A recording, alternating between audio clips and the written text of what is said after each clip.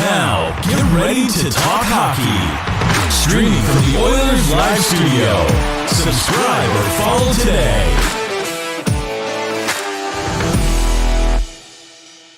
Hey, it's Michael here for another edition of Oilers Live Tuesday. I've got as my guest tonight none other than Dash from the Straight Off the Pipe podcast, and seemingly almost like my co-host of late. I'm getting should be so lucky. Yeah. I'm getting lazy on the guest reel. Maybe no, it's good. I'm happy to have you as always. I think it makes for a good show when you're on, and thanks for joining me.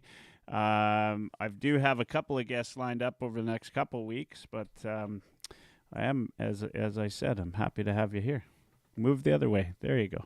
I leaned on the wrong elbow there. How you doing tonight?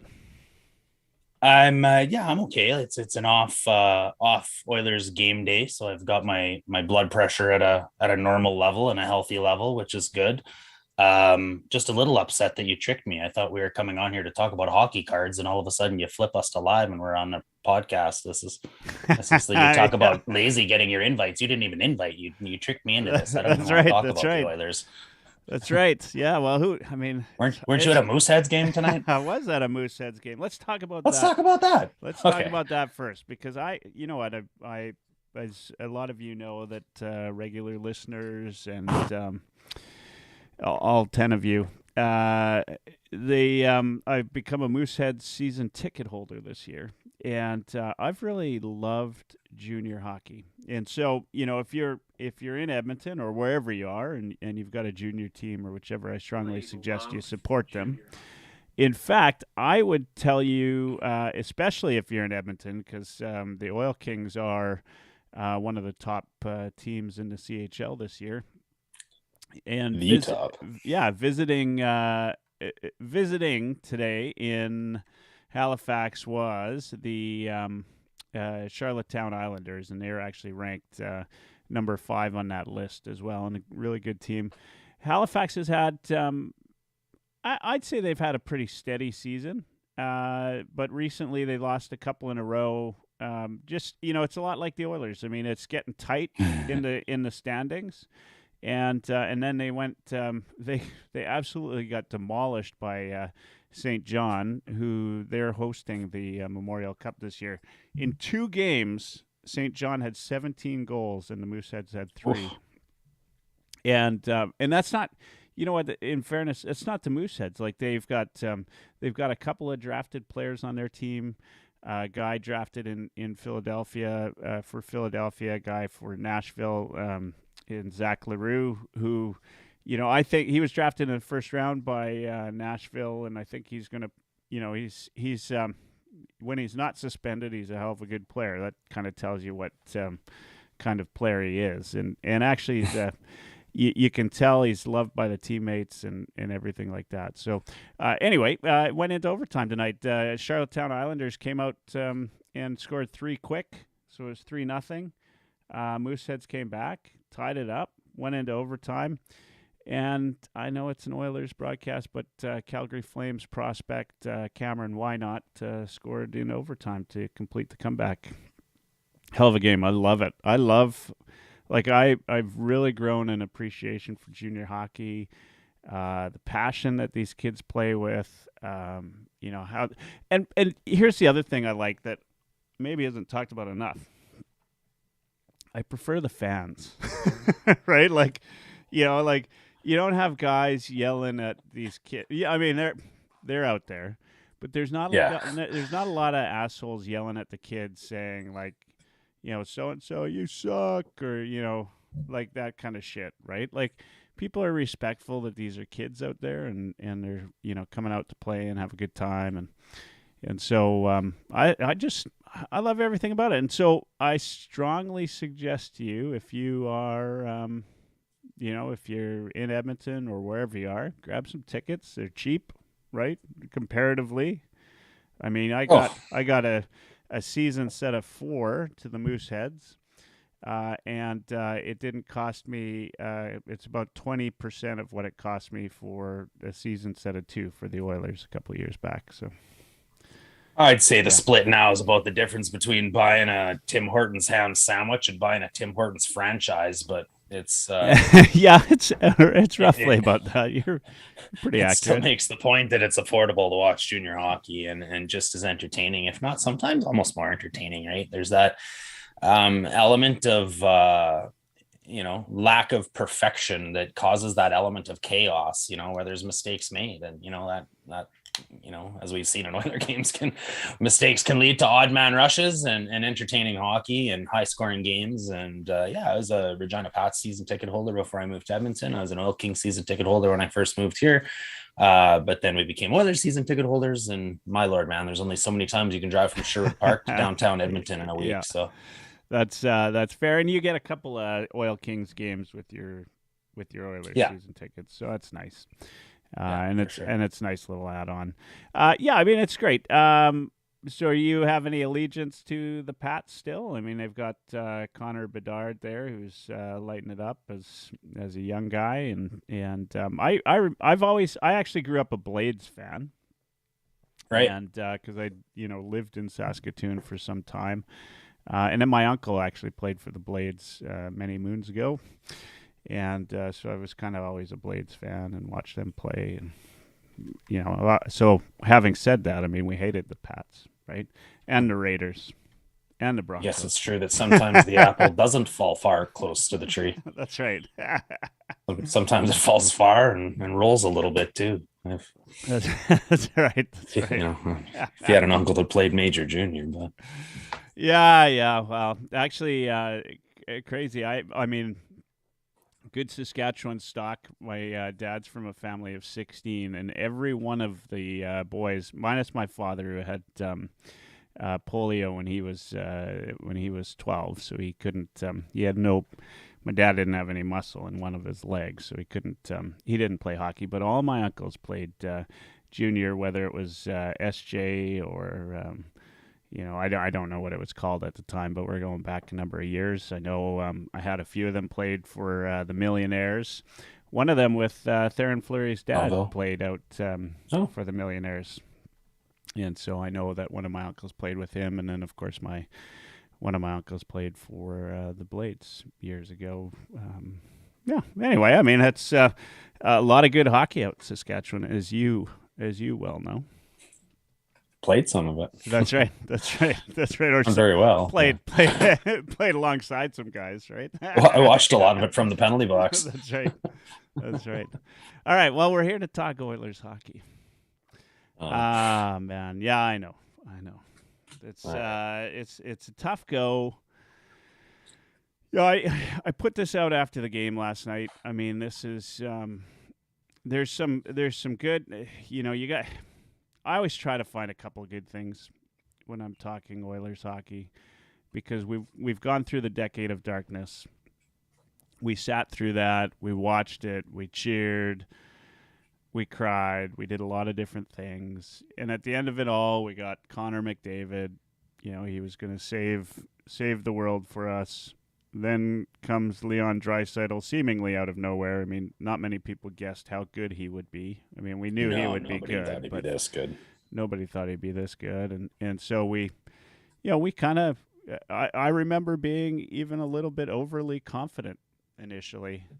And now, a few years later, after, we had one semi-successful playoff where we were ripped off of a next round by, I think most of us would agree, a bad call. And then much like the end of 2006, all of a sudden it's fighting tooth and nail to get a playoff spot every year and not getting very far when we do get in the playoffs.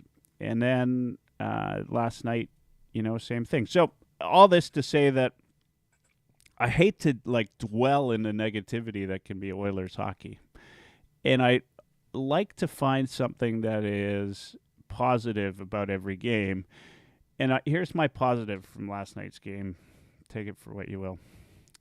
We are missing, like it or not, we're missing some key players on this roster. In fact, go to heavyhockey.com and Ryan Lotzberg did a good article about the importance of Nuge in this lineup. we're missing Puljujarvi, who the guy doesn't get a lot of love. It seems like sometimes he gets too much love, and then other times he doesn't get enough. But you can't deny the underlying numbers on this guy.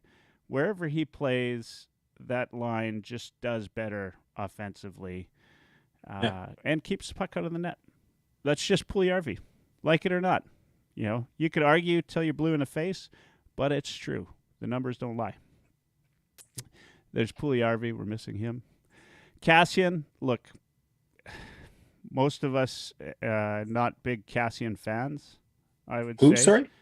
Exactly. And never heard of him. And but at the same time, he is an NHLer, right? And he's a guy that can round out your forward core. Maybe he's sitting on the fourth line. He's at minimum a fourth line NHLer. And now we're playing guys that, you know, I would say Sevier hasn't been great. He hasn't been a good off-season signing. But he's had to fill in, right? And he's a guy with NHL experience that's had to fill in. All said and done, we're talking 7 regular roster players out of the lineup in last night's game that I thought, minus a couple of mistakes from what should be our best players and weren't last night, I thought we held our own against, God, I hate to say this, but probably the best team in the league right now, or playing as the best team in the league. I don't know. That's the positive I take from that. Here's the negatives, and there's lots. But here's the negatives I see, and then I'll get you. We're going to be here for a while. Yeah. No, actually, there's not a lot of negatives from last night's game that, because they can all be in a couple of different spots. Nurse probably played what I think is his worst game as an Oiler. He was awful. Conversely, Broberg might have played his best game as an Oiler. Yeah, exactly. Yeah, but Nurse was awful. I'm not in that group of fans that's ready to punt him and thinks it's the worst contract we've ever signed. Look, Nurse plays a ton of minutes, and the guy's playing even more important minutes and being relied on a schedule that's next to impossible.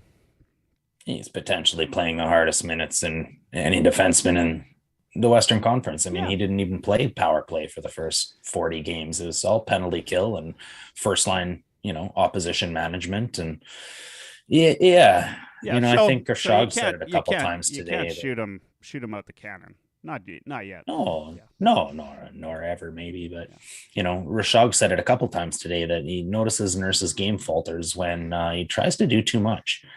And there was a lot of that in his game last night. And in fact, not just last night. I mean, what game were we going on our private heavy hockey thread? And I think twice you said, where is Nurse going? Right? On both situations, I think Sevier had the puck along the boards and Nurse started skating up the boards like he didn't throw a pizza or a grenade to Sevier there and thinking he was, he just cheating on the offense already, right? And turn around and boom, it's back in your net. So yeah, he's gonna have those games, and it's hard because it's a couple games in a row. We're so depleted, right? Man. We are depleted, and these are tough minutes for a guy that lots relied on him. I think he's got to. This is a case where Mansons needs to step in and say, look, like we don't need you on the offense, right? We need you to stay home for a bit. Because that's where he's faltering right now, is he's trying to get too involved on the offense. Let these guys do their job. But, let's talk about another guy that needed to be better last night, and that's Leon Draisaitl. I still wonder if he's fighting something in his hand. I'm not convinced it's not something more than that now, to be honest, or if his hand is healed, that he's now fighting a flu or something. I think the flu has kind of ravaged this team, to be honest. You can see we're already injury bug bitten with the amount of man games lost and where we're at right now. And then we've got, both goalies had the flu recently. I've heard it talked about, oh, it's funny how we call COVID the flu again. But the thing is when these players had COVID, they didn't have symptoms. And, they're fighting something now where they're all very symptomatic. So, yeah, I would say that, the combination of the road trip, heavy schedule, as well as the flu kind of getting through this team a little bit, it certainly has showed. I think it kind of shows up in their game, and Draisaitl might have been one of the biggest proponents of that display. I really think, like, you can almost see it in his face. He just looked pale all night. They had him hemmed in every time he had the puck, and normally he's got a knack for getting out of it. He has his share of giveaways. We all know that. But I think he didn't have any board support though last night, Michael. That was the thing. Like every time I saw Draisaitl lose a board battle, there was nobody within 5 feet of him. Yeah. And it's like it leads to the whole team effort a little bit as well. Like where is that support? Last night was awful for board battles, and that's what scares me, because there's a team that is geared for the playoffs. It's a team that's tweaked for the playoffs. It's a team that's coached for the playoffs, and look what they did to us. No time and space. They won the playoff type battles. They won the board battles. They won the cycle, and they won the neutral zone. We had more possession. We had decent opportunity, but it scares me, man. When you've got Shore on your third line, you're fighting injury.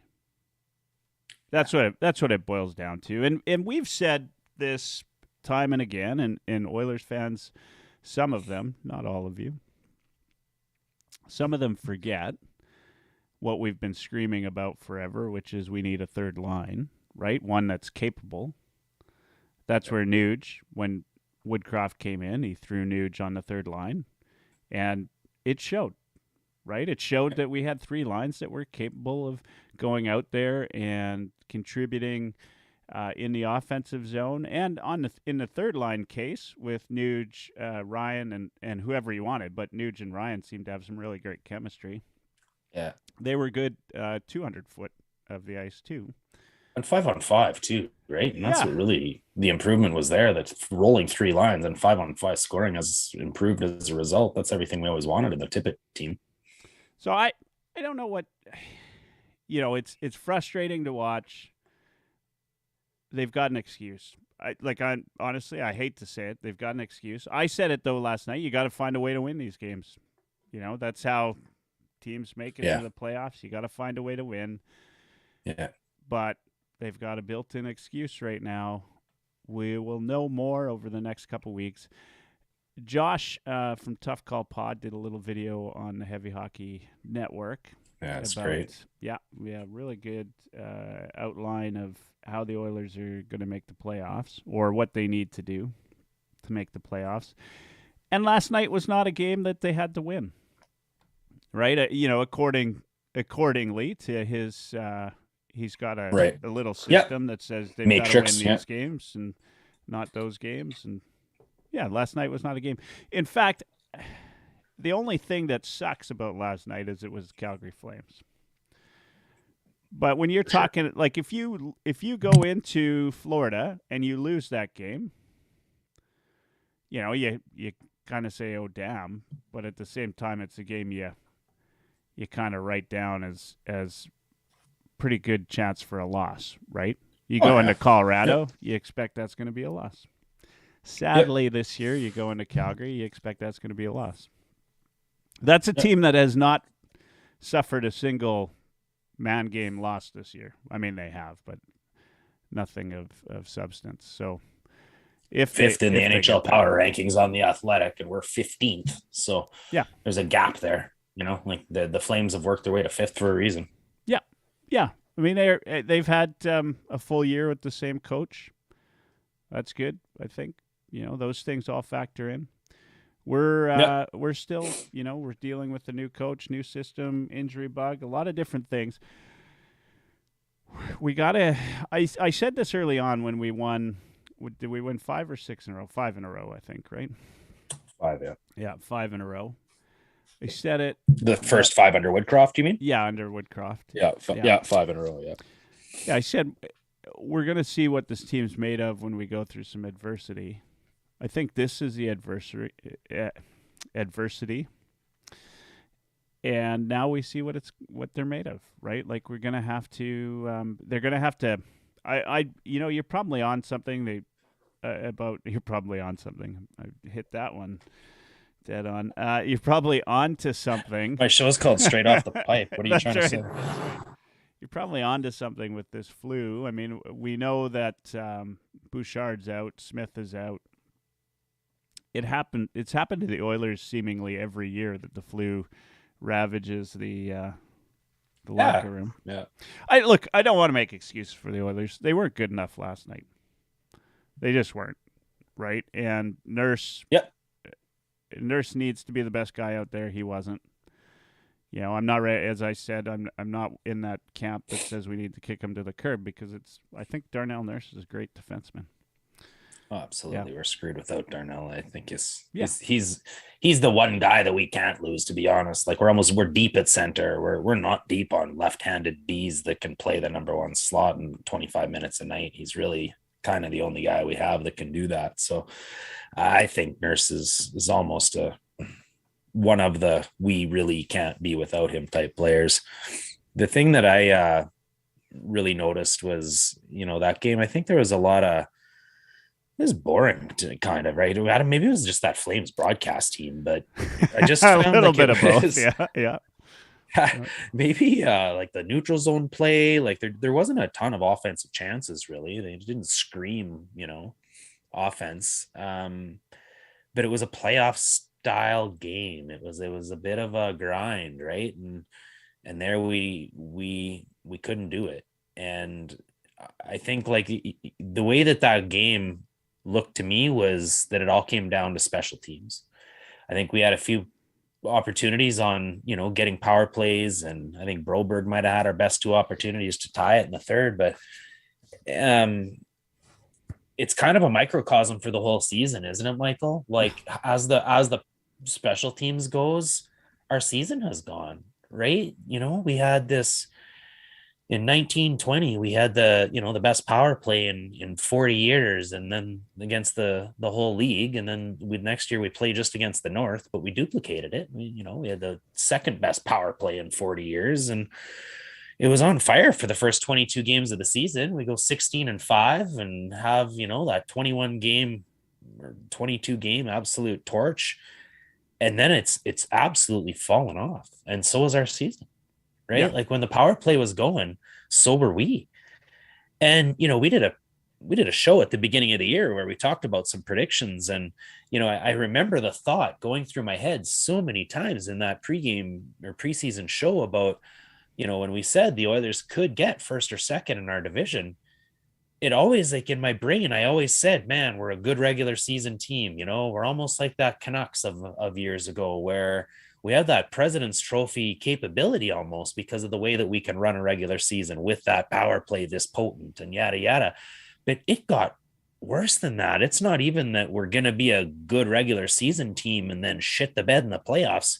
We're barely going to make the playoffs, or we might not make the playoffs. I think Dom Lucian in The Athletic has us at 54% right now. So that's about a coin flip as it can get, buddy. Oh, it's 100% a coin flip right now. This is the last couple of games have really sort of changed. It changed the outlook. I would have told you as soon as Woodcroft came. I think I said we weren't making the playoffs. Oh, you flip-flop like a pancake at IHOP here. I did 100%. Don't tell me they're not going to make the playoffs again. Are you going back to the other side? I'm not going to go to the other side because it's just too close. It's too close. And by the way, just a little update on the Caps Flames game. Caps have gone up 6-3. They went into the third period. Flames went 3-2. And then the Caps have run away with it. Ovechkin with a couple 40 seconds left in that game. That's a nice little one. Maybe a little bit of payback for last night. Now, here's the thing. The Capitals plane is stuck on the tarmac for 4 hours after. Yeah, you bet. The thing is Los Angeles doesn't seem to let up right now. I mean, they're 8-2-0 in their last 10. I mean, who called that? I did. Did you? Go back. Yes, go back. I didn't say they'd be ahead of us in the standings. That's for sure. But yes, I said they were the team to watch in the West. I absolutely said. Dursa jumped on Chicago because they had picked up Fleury and done some things. And I said the Kings would be the team to watch because Kopitar had been looking to break out for years, but he just had so many defensive responsibilities. And now all of a sudden, I think they might have the best 1-2 defensive center punch in the entire NHL. Like it. My memory is so short. I don't even remember who I said. I might have said Chicago too. As a sleeper. I generally like to be right versus Dursa, not other people. So yeah, I never would have guessed. I don't pay attention to what you say. I never would have guessed Los Angeles. I'll tell you that. And I wouldn't. But it's a good segue, man. Because sorry, go ahead. You never would have guessed what? Oh, I never would have guessed Anaheim would be fighting us for a wild card spot either. Which is just as good of a segue because, I think we talk about what it's going to take to make the playoffs as we have this conversation. And I mean, you got to look down the road to the schedule a little bit. And we've got I hate to say that we've got a little bit of room to breathe, but maybe we've got a little bit of room to breathe in the next few games. It's the East and you can afford to maybe go to overtime and just get loser points and that sort of thing. But when we get back to, where are we at? March 21st. That's where we've got Colorado, which fighting back a sneeze. Sorry, terrible. 21st, we've got Colorado, and it's kind of the bookends versus these two Colorado games because we play them again on April 9th. Yeah. In between there, I think our season is decided because we've got at Dallas, big road game, at Calgary. We've got the Kings in there twice, and that's who we're chasing. We've got Anaheim in there. They're basically tied with us. So I think when you look at all those games combined, those two Kings games, I'm sorry. I thought I could keep fighting it. Those two Kings games become very important because that's the team. We're chasing the Knights and ultimately the Knights and the Kings in our division. And in order to make the playoffs, it's either going to be wild card or making it one of those top spots in the division. We're not catching Calgary. Let's be realistic. So if we can catch either Vegas or the Kings, that's kind of our best ticket. But in order to catch the Kings or the Knights, we got to play against them well. We don't have any games against the Knights coming up, but we do have two big games against the Kings. And I think it's almost the microcosm of those games from Colorado, Dallas, Calgary, Kings, St. Louis is ahead of us. Anaheim's right with us. Kings again, Colorado again. That season's decided there, and the key games within there are those games against key games, and the key games within those key games are the ones against the Kings. Yeah. The Kings games, obviously, because we're trailing them. There's a path to the playoffs still, obviously, and a decent path. The Oilers have a team that's good enough. My understanding is Puljujarvi may be back. He is now skating with the team, or should be skating with them this week, and could be back as early as Saturday against Tampa. It's nice we've got a little bit of a home stretch here. Maybe the guys can get some rest in. Perhaps and outside of Tampa, those three of those games, Detroit, Buffalo, New Jersey, those are very winnable games. Yep.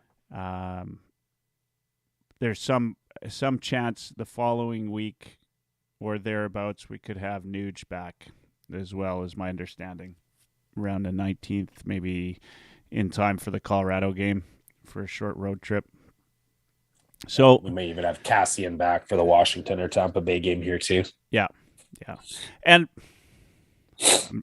we're not huge Cassian fans, but the team needs everybody. Archie too apparently is close. Yeah, the team needs everybody they can get right now. Yeah, I'd like to see Archie back in the lineup for this homestand. I would love to see him in the lineup.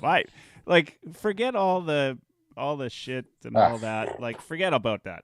Just put that out of your mind right now and think about watching the little tank rolling around the ice like demolishing people.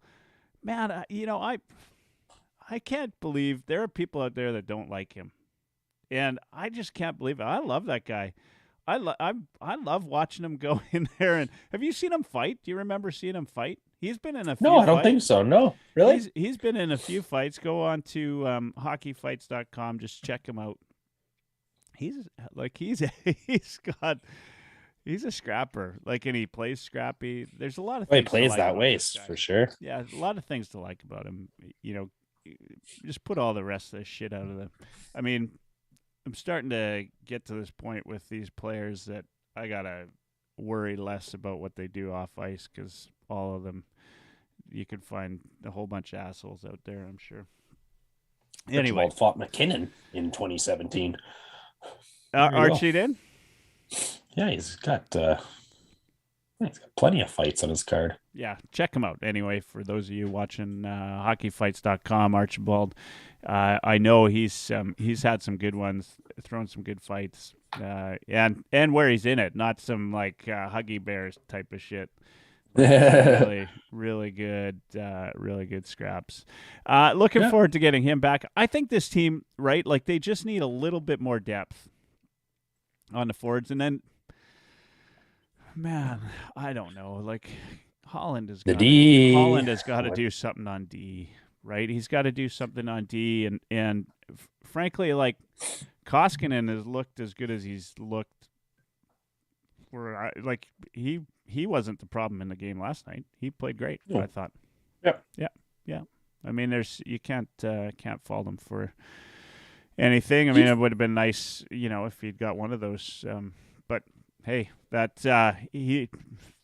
Gaudreau goal, the breakaway, that was about all the space he had left. Like Koskinen was right out and did a decent job. Yeah. Goal scores goal. Yeah. Do you find it here? Let me pull a Dursa and start asking you questions and take over your show here. Do you find it at all interesting or even peculiar that we're going into tomorrow's game with 6D? No, I'm serious. Like as in like the 11-7 lineup? No, I don't even care. It can be 12-6, or it can be 13-6 if Cassian's ready. Why are we only going with 6? Like what? Why? I get that we sent Niemelainen down, and I know his wife is ready to give birth one of these days, and we're doing a kid a solid by letting him be there. Yeah. Condors don't play until Friday. I find it very peculiar that we didn't call up Samorukov or the newly minted Vincent DeHarnay, who's 2 inches taller and 30 pounds bigger than Niemelainen, by the way. I mean, the expectation could be that some of these players are coming back, right? Who those? Okay, so we're gonna go 13 or 14-6. Like it's Cassian and Archibald and Puljujärvi. Like we don't have no, but I mean we went 11-7 for a while. Yep. So are we gonna go like we're carrying 3 goalies and we still have an open roster spot? We could have, like, Slater Cuckoo could have come up and ate popcorn in the press box. Seriously, I don't understand why we would carry 6 defensemen into a game day when 3 of them are rookies. We could have easily called up any of those defensemen to at least be here if there's a type of like an injury. And nobody's coming back soon on defense. Barry's not qualified to come back until the 15th because of LTIR or the IR, whatever he's on. Yeah. So I just found it peculiar. Like, why didn't we we've had 2 days to bring up a defenseman and fill that spot just in case. It's kind of odd to me. Yeah. The Niemelainen thing, did they expect that? Like, I know they obviously knew he was expecting, but did they expect that it would be so soon? Yeah, maybe. I'm not sure. I don't have that kind of detail, but I mean, we still. I feel like we would have heard something about somebody it. Up. Yeah. So, anyways, I just thought that was peculiar. They might not be done with roster moves yet. Well, and like that's the thing, is it's setting up another move. Are they keeping up an open roster spot because Holland's on the verge of something, or Or is it just, we've talked about whether Cates can afford certain things. Maybe he can't put fuel in his private jet to bring up somebody like Slater Cuckoo because of the cost of fuel these days. I don't know. Well, maybe they are banking a little bit of salary too. That's possible. Not interesting. I mean, we're up against the cap, right? Like, there's no, they need to. I feel like everybody's yelling at Holland for not making a move, sooner than later. But I think the salary cap plays into that, and granted, that's his fault, right? That we're that far up against the cap, but it's also something that he now has to deal with, right? And so you have to wait until sort of the bitter end before you make a move. And I don't feel like they've got this space. And I'm not a salary cap guru.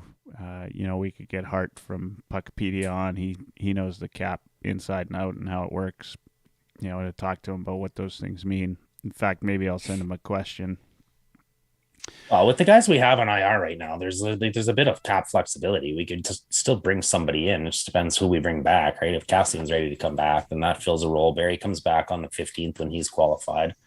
So then that plugs his salary back in. I realize I said 14-6 or 13-6 earlier. I meant 13-5 when I was talking in the ratios. But yeah, I don't know. Like if it is that they're bringing in somebody, like maybe Holland's got something up his sleeve already. Like I don't know. Maybe who would that be? Like, talk about trade targets? Do you believe that though? I mean, no. Yeah, well, it's about as likely that Ken Holland makes a trade as it is that Dursa keeps a podcast under an hour. But the guys that are out there, like, what I've been hearing in the media is that like there's a surplus of rental defensemen out there, and the price, like, it's good that Holland didn't make some sort of snap decision and overpay during some of this, because as it turns out, there's a lot of guys out there that I think might be available, and there's not a lot of sellers. But those sellers actually have quite a bit of defensemen available. And when I heard that, I went and did a little bit of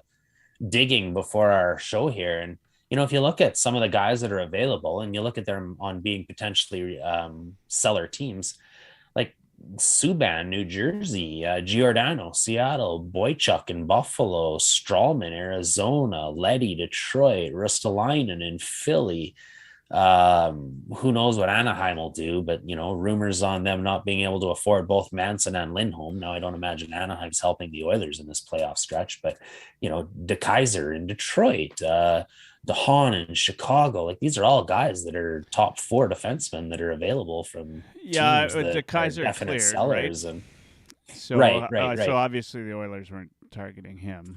Right. I'm sorry, as I just looked down the list of the highest paid UFAs that are becoming available on teams that are sellers. So I don't know, there's a potential for us to get a fairly decent name defenseman without having to pay a lot. And I think that'll be the move we'd make before goaltending. I just don't think that goalie move's out there. Yeah, the goaltending situation, you get into this thing where you start thinking that Koskinen's going to play the way he's playing, and then I just feel like he's going to let us down, right? The definition of insanity is doing the same thing over and over again and thinking you're going to get different results. We know what Mikko is, Michael. He's hot, he's cold. You ride him and he falters. This is just what Mikko is. We know that. We're on a hot streak, and that's great, but we're on a hot streak and we're still 500. And I mean, here, though, some of this can be attributed to a little bit more, and lately I wouldn't say that's true, but a little bit more defensive play on behalf of the team. They've given Mikko a little bit more help than they have in the past. Mm-hmm. But still, right? Like, yeah, we know if you overplay him, then you get what you get, and so I don't know. Here, we got a question on YouTube. Jeff on YouTube says, if the Oilers miss the playoffs, then what happens? That's $1 million question. Jeff, I've been trying to avoid this question in my head. Yeah, I think I have too, to be honest. Because Thanks, buddy. I can't fathom what that actually means, right? For the Oilers to miss the playoffs. Like, how big of a... What do I think will happen, or what do I think should happen, are two very different answers, Jeff. All right. Well, what do you think will happen? What do you think should happen? Let's start there. What do I think should happen? Yeah. If we miss the playoffs, Bob Nicholson should be looking for a job. We should have an entirely new hockey operations, right from the top down, and start with some more modern ways to run a hockey club. We're still old school, man. We're still old boys club, and it's just because it's Nicholson and Holland doesn't really make it that much different than it being Lowe and Gretzky and Coffey and whoever. Because at the end of the day, like, it's still the Team Canada boys and the guys that played in the Olympics and coached in the Olympics together. And I think that. What do you think will happen? He's got enough leash. I think Holland's got enough leash with Nicholson. What I think will happen, I think Holland has enough leash with Nicholson that he'll still let him. Damn you, SPR, but he might give him his shot with Babcock, and see if that's the one last stand before he puts the pink slip to Holland across the table. Because I don't know, man. I think if you just fire Holland and you find another new GM under Bob Nicholson, we're still running into the same type of problems. Yeah. So for those of you that listened and know, I had Sean Patrick Ryan on last week. SPR, last week. And some people took his rant the wrong way. What he was saying was not that he wanted Babcock to be behind the bench, but he felt that Holland would put Babcock behind the bench. He left no other choice. Yeah, I never even really thought about it the way that he brought it up. It didn't even occur to me. I know. But basically, and it's simple. I feel stupid for not thinking of it myself. But that Holland is looking at Calgary, seeing the success that Sutter is having, and will come to the conclusion that the old school mentality that Babcock brings, someone with whom he's had success with, Team Canada, will make sense to him, and he'll think that that's the way forward. And there's nobody in that, and you're calling it right now. There's nobody in the front office that's going to stop that. Yeah. Right?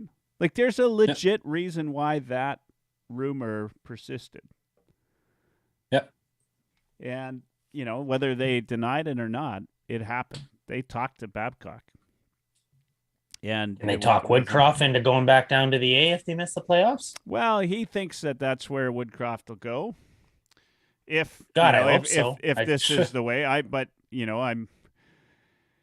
if I'm Woodcroft, I might just go, you know what? Fine. Here's my resume, NHL. I don't need to be here anymore.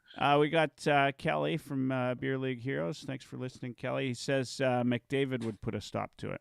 And you know what, Kelly, that's a good point, right? It could be because Holland does have the conversation with McDavid and Draisaitl. He does have those conversations. We know he does. They've all talked about it. That could be what stopped the Babcock thing initially. Could be. But, part of me, though, I'm like... Fair point. Jeff says you're giving me nightmares. I'm giving myself nightmares. I cursed SPR. I wasn't happy about what I said. Yeah. I see Babcock going that route. And, and here's the thing. Like, McDavid putting a stop to it, I don't know. McDavid's made some shitty roster decisions too, because they asked him about Keith. Fucking GM. They asked him about Keith, right? and he asked him about They They asked him about Keith. They asked him about Turris. They asked him about Kane. They asked him about GT on YouTube says, "What's your thoughts on cheaper goalie trade options? One of Anton Forsberg or Philip Gustafsson from Ottawa. I don't know who could go the other way, but definitely salary out." I'll give you my quick 2 cents on that. Sure. I just, I don't want to make any goalie move if it's the possibility we're going to be in the same spot, right? Like to me, like cheaper goalie, no way. Might as well just keep Koskinen, ride him out till the end of his contract, and because I feel like what's going to look like a cheaper goalie move is going to end up being one of those things where we trade maybe a little bit of a prospect or something. And if we can't get rid of Koskinen, then just ride out the contract. That's my thought on it. Your thoughts? Last time I was asked this question, I freaked out. I don't know. Is that why you read this one? Are you trying to get me going on another rant? Like, we're in a goalie conundrum. I've said this 100 times. Like, we can't. Right now, the only goalie that makes sense to trade as far as our future goes is Koskinen. We can't trade Koskinen because he's our best performing goalie right now. You can't trade Smith because he's untradeable. So you can't put Smith in the minors next year because Holland just won't do that. He's not going to take a guy that's got 3 kids in Edmonton and is a 39-year-old that he decided to sign, admit that he was wrong, and send him down to the AHL to ride on a bus for a year. He's not going to do that. It's not like everybody can say we need to send Smith down. I'm sorry. They're not going to do that to Mike Smith. They'll put him on the LTIR and make up a Marion Hossa skin disease before they'll do that. But we can't trade Smith. We can't trade Koskinen, and we'd kind of be stupid to trade Skinner unless we're going to get something for Skinner that's like a goalie we can build around for the future. So we're in this conundrum where go ahead, trade Koskinen, but then we're getting rid of our best goalie. It's salary out. Maybe Forsberg's just as good as Koskinen. I don't know. Yeah, but then what are we stuck with? Next year, we still have Skinner and Smith. Yeah. That is the fucking problem here. Skinner can't pass through waivers next year. So he is either in the A all year or he's in the NHL all year. So we either bury Skinner for a year and a half, bring in another goalie, and then it's Smith and that goalie, which I think is terrible to do to Skinner, or we trade Skinner or Smith. And I don't think that's happening. I just don't, the trade isn't out there. The trade isn't out there. It's just, I don't think there's any goalies to be had. I don't think that if there was, we'd have to give up to get James Reimer, we'd have to give up a first. To get Varlamov, we'd have to give up prospects in a first. Varlamov's not even the starter for the Islanders. Now we got Reimer's average as it gets, and we got to give up our first round pick. A, Holland said he'd never do that, and B, we'd be stupid to do that. So I don't think the goaltending trade is out there. I don't think the guy is out there. I think Holland has something up his sleeve for the offseason, like Carey Price. That's what I think's happening. Yeah. Kelly hits on it on the comment he says after two things. He says, improve the defense, get the guys back from IR, and magically the team will start to play better. 100%. Right? I mean, that's kind of the way, I think good enough to make the playoffs. Here's the question. Maybe here's the question we should be asking. What is success this year? Is it getting to the playoffs? Like, do we need to change our view of success this year? No. Our view of success prior to the year start was beyond the first round. But now I think just making the playoffs is what we're looking to achieve. That hasn't changed for me. If we make the playoffs, scrape in and get swept in the first round again, I'll just be on every freaking heavy hockey podcast singing "I told you so," because that's exactly what we said would happen. And everybody knew that going in. Of course, but that's not a victory. We can't call that a win. No, we need to get through a round of the playoffs. Absolutely. Look, we should. I don't know, Michael. We should, but it has to have changed at some point because, I mean, we're not, clearly the team's not good enough how it is. And I just haven't heard it. It is an absolute failure if we do not get past the first round of the playoffs. I will stand by it whole frickin' heartedly. How many years does Dry have left in his contract? Serious question. 3? He is 2020. What is it? 4? Draisaitl is done 2025, at the end of 2025. So, or like the 2024, 2025 3 more seasons. 3 more seasons after we have this 3 one. more seasons with Leon Draisaitl. If we don't make the playoffs this year, and next year we're getting into the first round and have the mentality that getting past the first round is just okay, or getting to the first round is just okay, then he only has 2 years left. I absolutely wholeheartedly 100% believe that we have to get deep into the playoffs at least twice before Leon contract expires. If we, at the end of Leon Draisaitl's contract, have only gone to the second round twice, and once recently, because 2019 is going to be a long time ago by that time, in his entire contract, he will walk. Yeah. Obviously, and if Draisaitl walks, I'm scared McDavid will too. Yeah, 100%. Because that opens the door for that. So, yes, I 1 billion % think it is extremely important, and anything but getting past the first round is a failure this year. We have to get past the first round. I don't disagree in that it's a failure from the standpoint of there's got to be, I don't know. Are we looking at the forest or are we looking at the trees? If we're looking at the trees, it's great we made the playoffs. If we're looking at the forest, then we got to make some runs. Yeah. Here's the thing. No, I 100%. I think that it's a failure. I don't disagree. In fact, a lot of people would agree it's a failure. But my expectation has changed. No, actually, I shouldn't say that. Because I never thought they were built to go past the first round at any point this year. Me neither. But I had hoped that maybe Holland could do something. He's had 3/4 of a season to do it. Yeah. He had a whole off season to do it. And his answer was Duncan Keith. Right? And Sevier. And Shore. Barry. And Barry. And Turris a few years ago, and Tippett told him to bring in Turris, and Tippett told him to bring in Sevier, and Tippett told him to bring in Smith, and Tippett told him this, and Tippett told him that. Assistant GM McDavid told him this. It's just like too many cooks in the kitchen, maybe.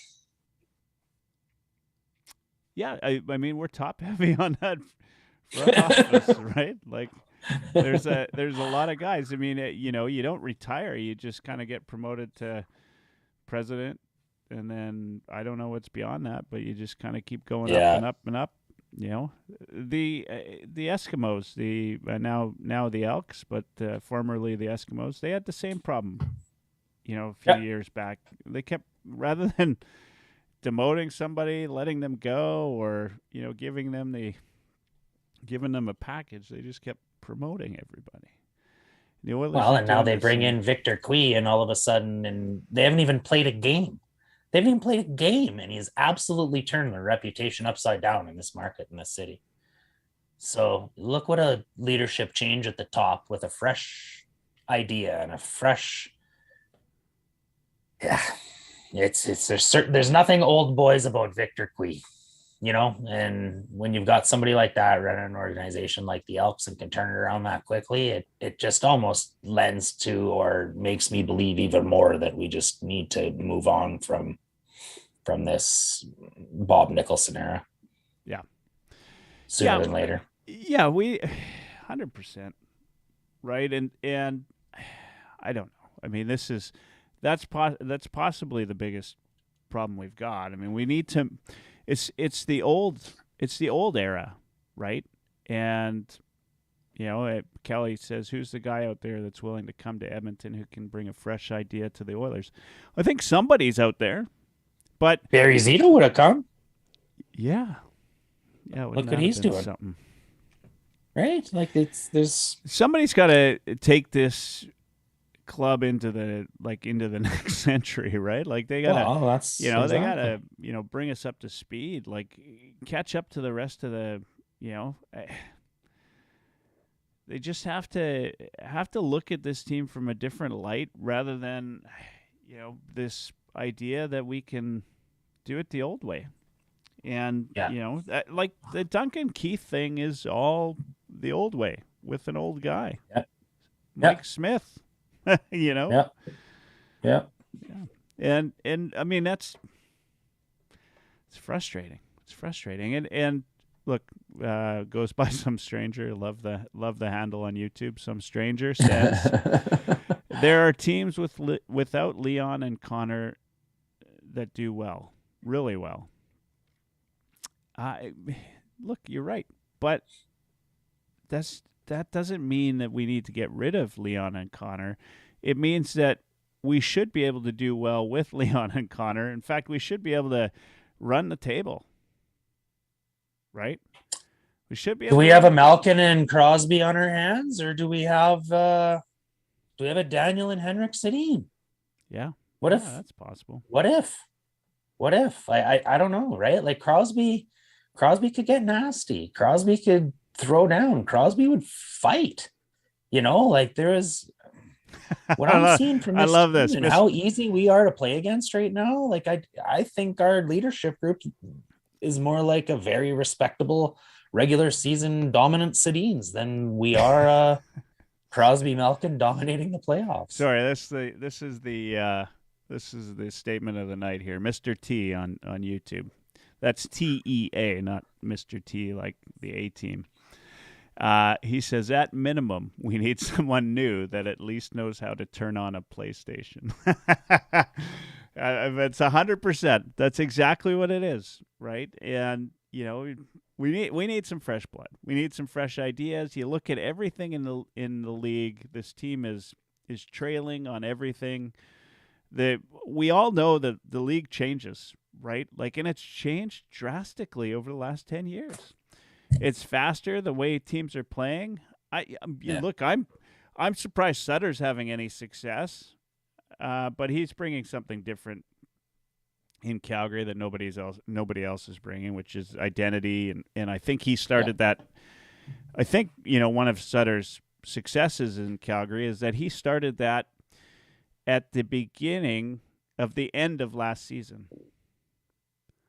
Like he demanded that those players were in shape, that they had a mindset going into the off season that no other team had. And they play like that. They play every night like, they've come out to play. They score first. We don't do. They do everything. They're not, nobody's, screwing that game around made me in the realize off season. They were all ready. They're the definition of how you should play in your own end. That they were winning every board battle. They were hard to play against in front of the net. You got guys like Gabranskin and who's that Russian that I always forget his name? Zadorov, like laying lumber. And those guys aren't easy to play against. And, you look at how we're playing in our own end and Draisaitl's stranded along the boards. He's got no support. We're coughing up pucks. The same thing happened to Sevier the games before. And it's just, the puck turns around. It's right back in our net. It seems like we have to play almost based on what we have and the cards we're dealt right now. We almost have to play a perfect game, or our special teams have to be on fire. And we just like our special teams went from Hugh Hefner's Playboy Mansion to the Wynyard Hotel. Like it's just like the quality has been unbelievable. I think Gregor said today that in the last 40 games, their power play adds up to 87%. And the worst power play in modern era in hockey at the end of a season added up was 90%. So we're like quite literally went from having the best power play and penalty kill in the last 40 years to having one of the worst power plays in the history of modern time. That's like walking off the edge of a cliff into a cavern.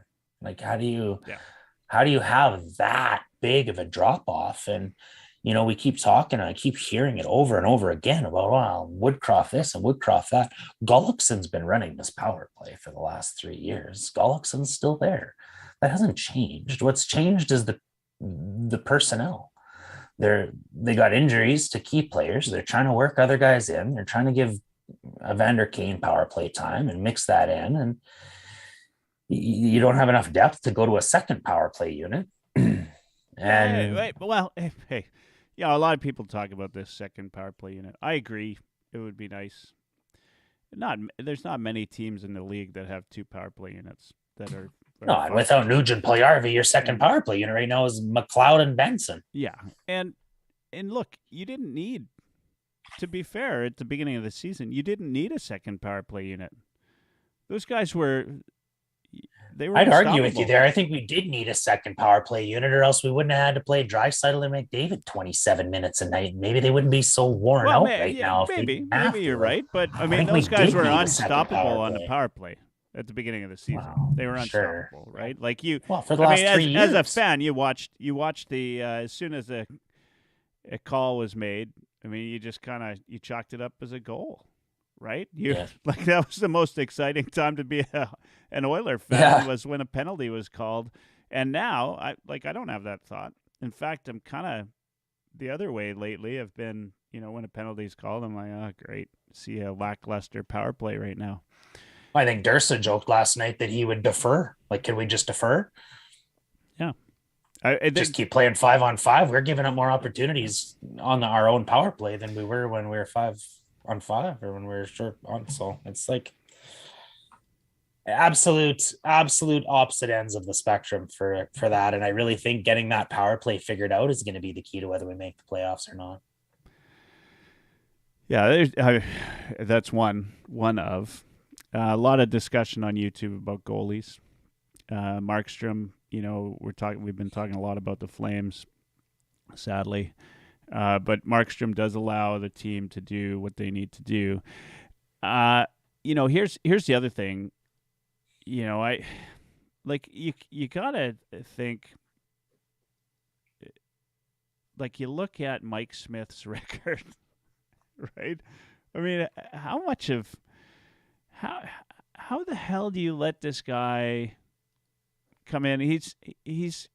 When's the last time he won a game? Right, like I'm just looking at his game logs right now. So he won a couple there. He's lost his last 4, and then he won 3 in a row in February. But those games that he won in February, he still let in the first 2 goals of the game. Yeah, he's got in that time span. He had that one game versus Minnesota. He had a .429 save percentage. Granted, he only played 13 minutes. But if you, I think somebody I can't remember what the numbers were. This was pre last night. Let me look it up. With Koskinen, who we've been, particularly difficult on. In their last 20 games, this is before last night, the Oilers were 9-0-2 when Smith doesn't start, so that included the Skinner start. When he does, they were 0-6-3, and Smith had an .889 save percentage. Jeez. I don't. It's gross.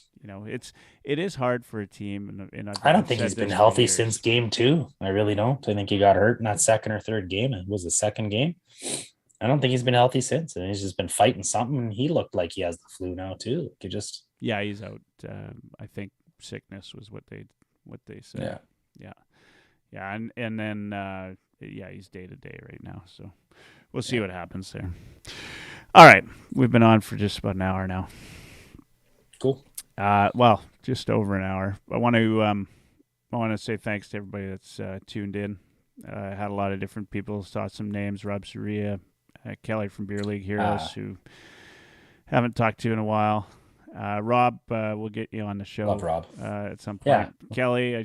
Kelly, I should get you on. I haven't had you on in a long time as well. Lots of good folks, lots of good commentary. Thanks everybody for tuning in. I don't know. Last comments. We're playing Washington tomorrow.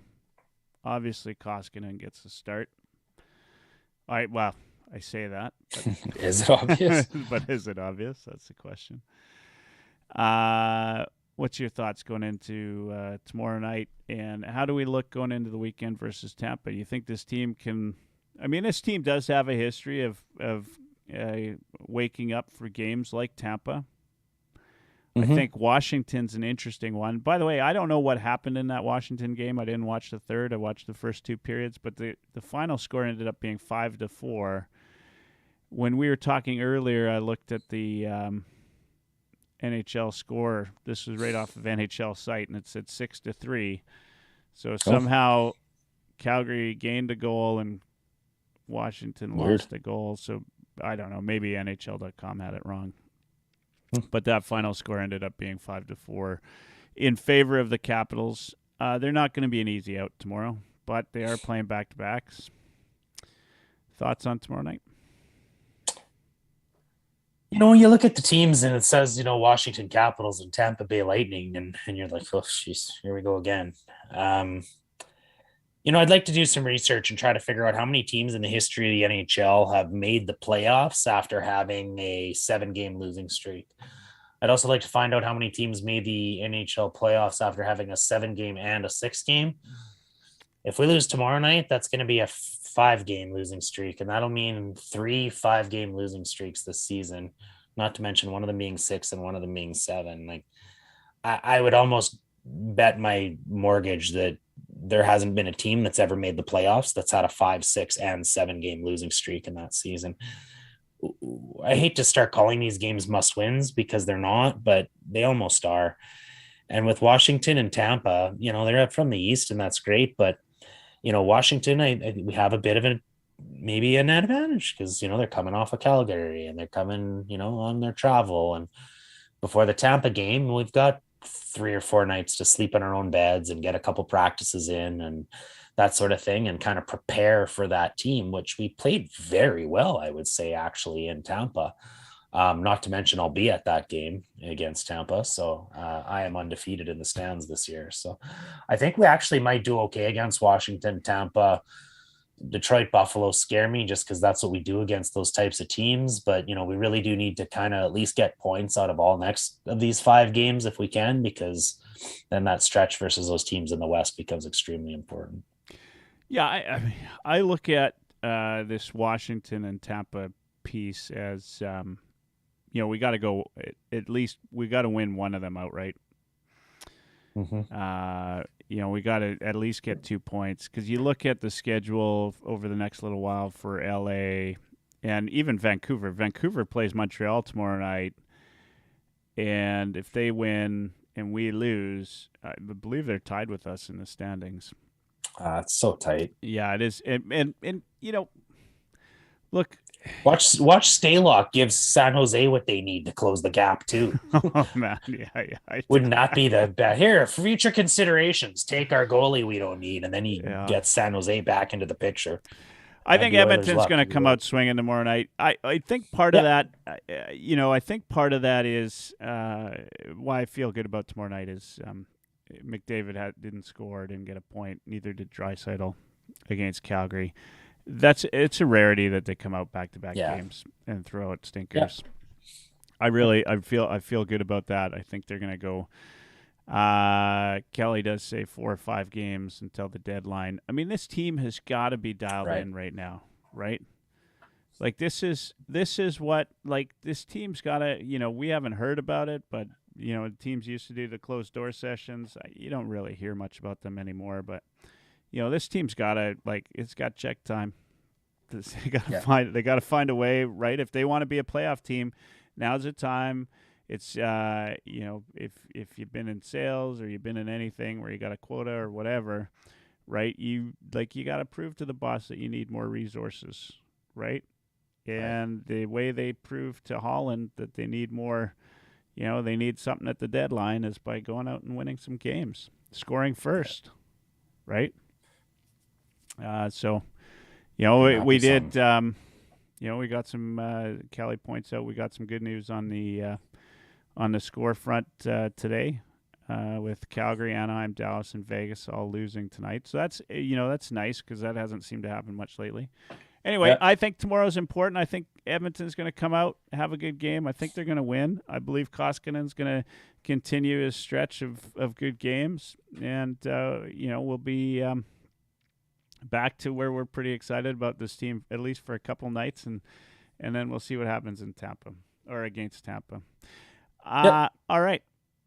I think we've pretty much exhausted everything there is to talk about right now. We didn't talk trade targets. I would like to get to that. We'll get to that this week. Yeah. Again, to everybody. We kind of did, right? I don't think there's a goalie out there, and really there's some bunch of rental defensemen. Pick one. Yeah, fair enough. Check out heavyhockey.com, by the way, folks. There's going to be a couple guys writing some articles, one on forward possibilities. Goalie possibilities is another article coming out, and of course defense possibilities. And then at some point tonight, I'm going to Josh from Tough Call Pod sent over the video. I'll upload that. He's got a really good knack for going over plays. He is a coach at the junior level, and he's got a great knack for going over different things. He went over the Oilers power play, so I haven't watched it yet, but I always like what Josh puts out there, so make sure you check out youtube.ca/heavyhockey. I'll also post it on heavyhockey.com. And because he was watching the show all night, if you get a chance, go check out beerleagueheroes.com. I always like what Kelly has to say, and he's been a good supporter for a lot of years. And then the other guy that's been on there is Rob Soria, who puts out articles for he's a great writer. So lots of good folks out there in oil country, including my best buddy here, Mr. Dash. So having said that, here's that time of the night that I sit in my chair all fearful that you'll say something that I really want to respond to but just can't. You get the last word. You know the drill. I do. I'll keep it short and sweet tonight. It's been a bit of a rough week. It's heavy out there in the world right now. I just want to say that I stand with Ukraine.